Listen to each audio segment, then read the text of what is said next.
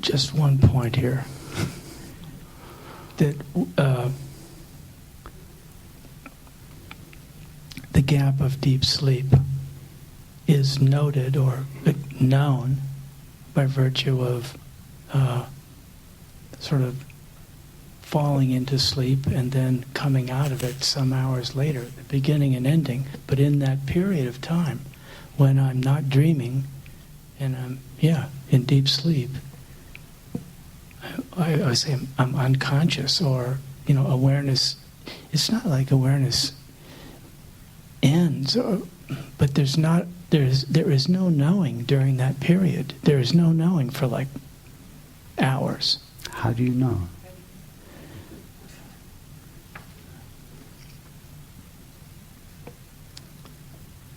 Well, I guess I rely upon memory. But that is quite a different matter. You're relying on memory means the mind. So when the mind wakes up in the morning, you're relying on the mind to tell you about an experience during which it was not present. What on earth can the mind know about an experience where it was not present? So it's the mind that wasn't present, but not awareness that wasn't present? Yes, the mind is not present. Every time a thought comes to an end, in fact, there is no such thing as a mind. There's just the current thought. Right. And every time a thought comes to an end, what we call the mind comes to an end. And that's all there is to the mind, is thoughts and images. There isn't a collection, a bag full of. It's just the current thought.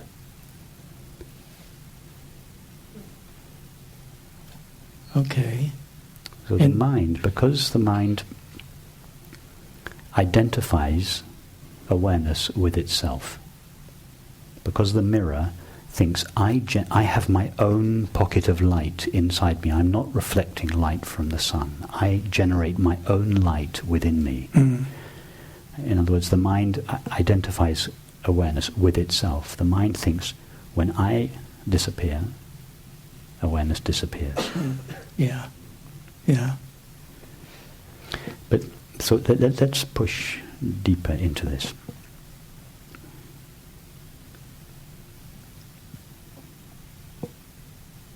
What is your experience of time? Oh, it's quite fluid. Like you can meditate for a couple hours and it seems like 5 minutes, and it's very unreliable. Okay. But nevertheless, you experience something called time. Yeah, definitely. Okay.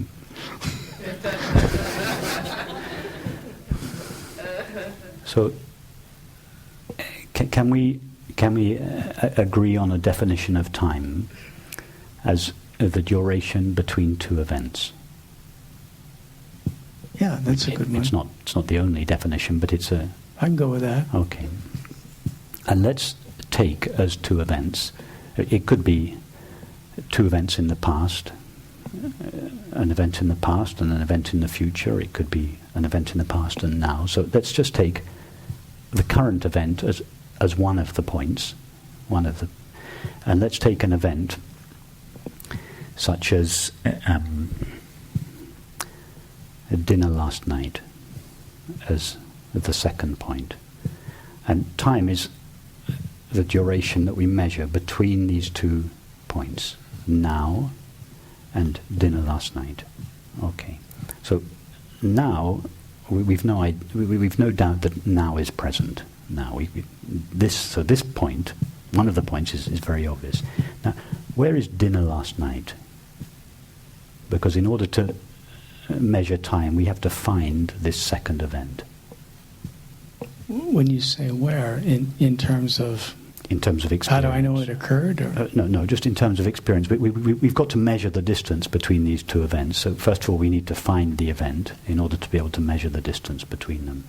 How about 6 o'clock Saturday night? Well, but where is that now? It's back there. It's in memory. And when does memory take place? Now. So memory is an image. So that is the current event. Okay, that's one event. The current image. That's one event. But we don't want the current event. We want another event that we're going to measure the distance between them. So we're not looking for the memory of last night's dinner, we're looking for last night's dinner. Return to that experience? Can you return to that experience? No, it's over. It was delicious. It's over. Right. I get how, it all arises now. I mean, I'm good on that one. But Well, you said, and you were very emphatic about it, you said for absolute definite, I experience time. Yeah. So what I'm trying now to find out really whether we do definitely experience time.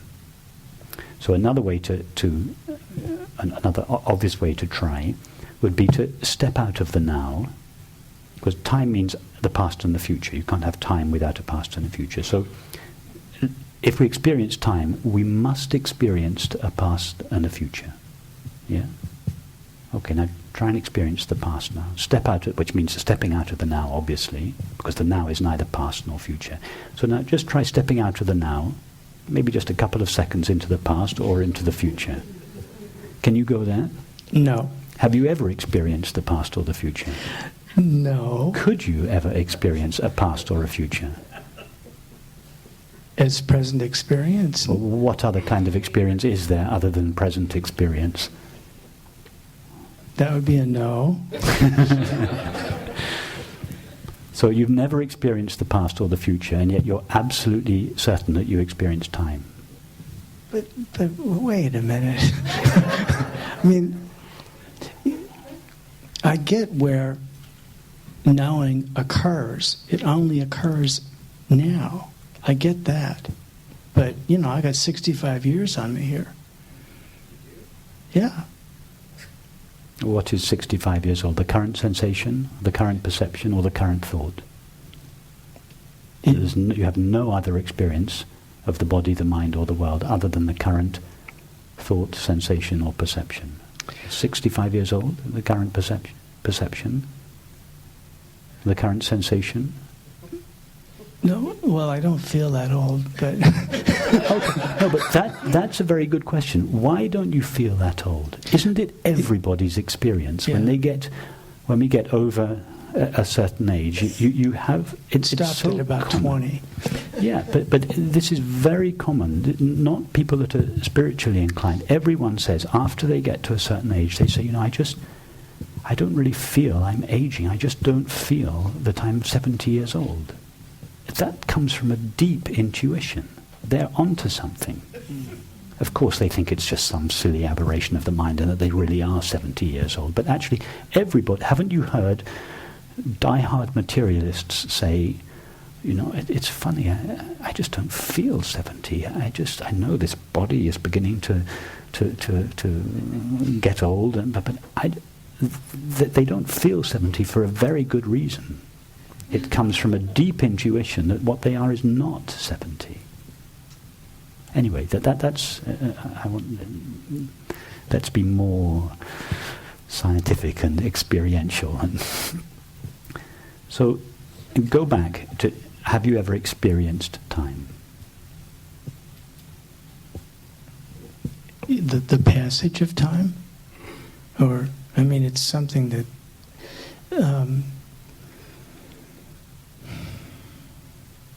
Only in the sense of a past, or... No, but we've already discovered that you've never experienced the past. That's right. The past is an idea, and I'm not saying that it's not a valid idea. It is a valid idea, but is it an idea that corresponds to your experience? No, it doesn't hold up very well. Okay, all right. So if neither the past or the future hold up to experience, and as I say, that's not to invalidate the concept of time. The concept of time is valuable, but we're trying to discover whether the concept of time is just a useful tool that we use from time to time, or whether it actually describes our experience, whether there really is something called time. And you've discovered... You've admitted, quite rightly, that you've never experienced the past or the future. And not only that, nor could you. True. And if we asked anybody, not just anybody in this room, but any of the 7 billion of us, have you ever actually experienced the past? Not have you had a thought in the present about an apparent past, but have you ever actually experienced that past to which your thought refers? Everyone will have to answer no. Yeah. Now, if nobody has ever experienced a past and a future, could it be, and the time is the movement between the past and the future, but if nobody has ever experienced these two spaces called the past and the future, could it be that time is not, it's just not quite what we think it is? Well, that's becoming clear. I mean, in the common understanding of time, I mean, yeah, that it is a construct of some sort. But see, what I have trouble with is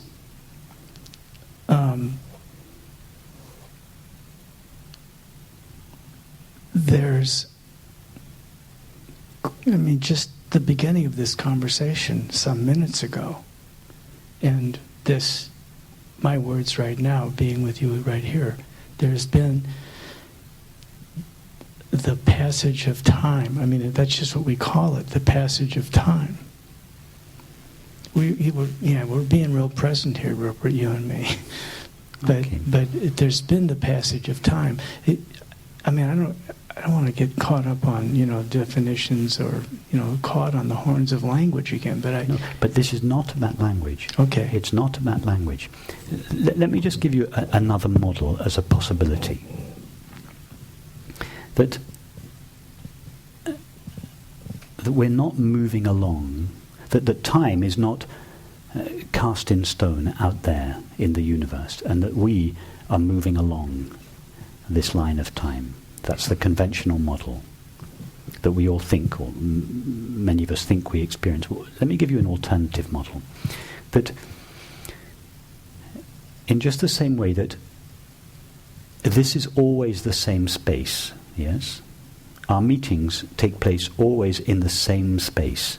The space is not going anywhere. We come in and out of it, but the space is always the same. Mm.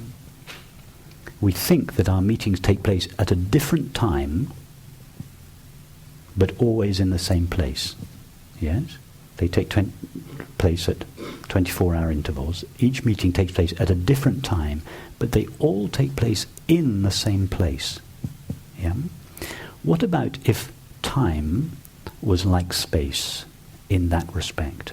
Mm-hmm. That the now was like space, but without the three dimensions. In other words, that the now is the only now there is, and that like space, it's not going anywhere. And that instead of time being spread out in one long line from the infinite past to the infinite future, and we move along a little segment of it, what about if time was ever present? In other words, what about if there isn't really time? There is eternity, which means not the everlasting now, the ever present now. This, the only now there ever is, and that thoughts appear in it, sensations appear in it, just like objects appear in the same space, relatively speaking. Here, what about if all the objects of our experience, thoughts, feelings, sensations and perceptions, what about if they all arise in the same, not going anywhere, now? And that a thought then arises, collates all these different experiences, remembers them, and in order to house them all, imagines a line of time in which it can place all these objects, and with that creates the idea of linear time. But actually, experience doesn't appear in linear time. All experience appears now. And if I were to ask you, is the now moving along a line of time? I mean, how fast exactly is the now going in your experience? It's motionless. It's perfect. It's motionless. It's not going anywhere. It's not moving from the past over there at a certain speed to a future over there. It's motionless. In other words, it's ever present. This, the only now there is. And everything appears in that. And it's only a thought. Because thought cannot see the ever-present now, which is awareness, it has to manufacture... In other words, thought can't see the space of the now in which experience arises, because it's invisible to thought. So thought thinks, objects are coming and going. They must come and go in something. What do they come and go in? Well, I look around. I, thought, looks around. I can't find the now anywhere. I can't find awareness anywhere. I know. I'll make up this substance called time. As soon as I make up this substance called time, then I can populate it with all these events. So time is what eternity looks like when viewed by the mind. Oh, that's brilliant, yeah. Let's write that down, somebody. Yeah, you're so patient with bringing me along there. But I enjoy this. I like the way that you don't lie down too easily, because this is, and that you don't just say, oh yes, yeah, I don't experience time. Or, it's much better to be highly skeptical and to push, because this is how you make the understanding your own experience. What I say means nothing. Yeah, but I follow you to my own understanding. I do. So what about death? We're back at death. Okay, so now, having understood that time is a valuable concept, but not one that relates to our experience. Our actual experience is of the ever-present now. So now, think again now of the moment of, in other words, time is created by thought, yes? Time is what eternity looks like when it's filtered through the mind, filtered through thought. So now, look again at let's take to begin with the experience of falling asleep and waking up, which thought says one takes place 6 hours after the other. But now, thought isn't present in the gap to manufacture time. Yeah? So isn't it your actual experience that the moment of falling asleep and the moment of waking up happen not 6 hours apart, but this far apart? Right. You fall asleep and you wake up. They're the same. There's no gap of time between them. Why? Because thought is not there.